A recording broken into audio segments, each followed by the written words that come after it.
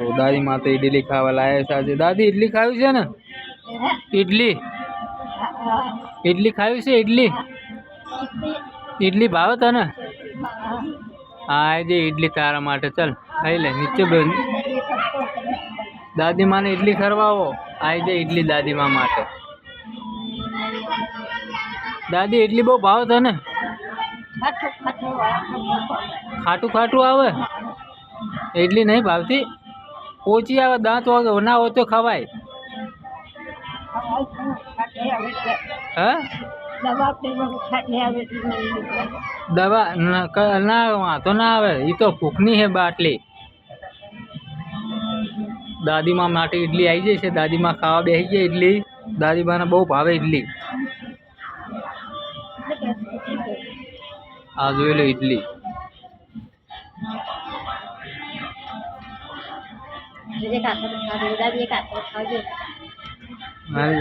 ચાલ દાદી ઇડલી ખાવા છે. દાદીમા માટે ઇડલી આવી જાય છે. જો દાદીમા ઇડલી એ આ ચાલુ ખાવાનું. દાદીમા કેવી રીતે ઇડલી ખાય છે જુઓ. સ્વાદિષ્ટ છે, સારી ઇડલી છે.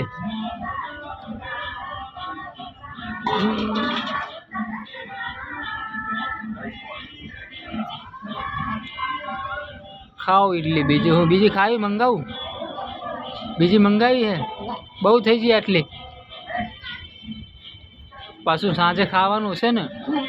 હા તો માપે ખવાય ઇડલી. વધારે શાક રોટલો ખાવ તો શરીર સારું રહે. આવા નાસ્તાથી શરીર સારું ના રહે. હલકો નાસ્તો ના ખવાય બહુ. બહારની વસ્તુ બહુ ના ખવાય. ઘર સિવાય વસ્તુ મજા જ ના આવે ખાવાની. હા હા ઘરની વાત ના થાય. હા બહારની વસ્તુ બહુ ઓછી ખાવાની, નકર માદા પડાય. વધારે પણ ના ઘરની વસ્તુ ખાવાની.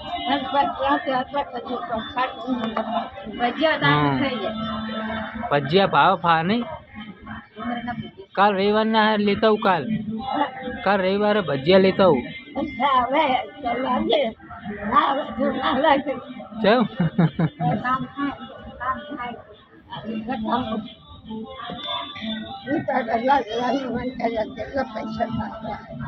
ના ના કાલ ભજીયા લેતા આવું ડુંગળીના.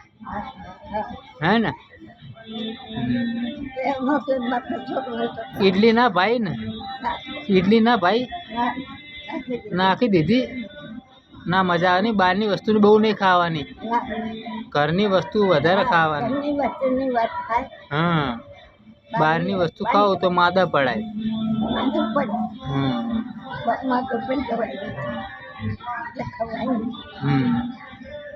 તું બહારની અત્યાર સુધી તું જીવે બહારની વસ્તુ ઓછી ખાધી ને? તે ઘરની બહુ જી પહેલાંનું ઘી. હજુ પહેલાંના ઘીથી પગ હેંડે હે ને? હા કેટલા? 110? 110 વર્ષ.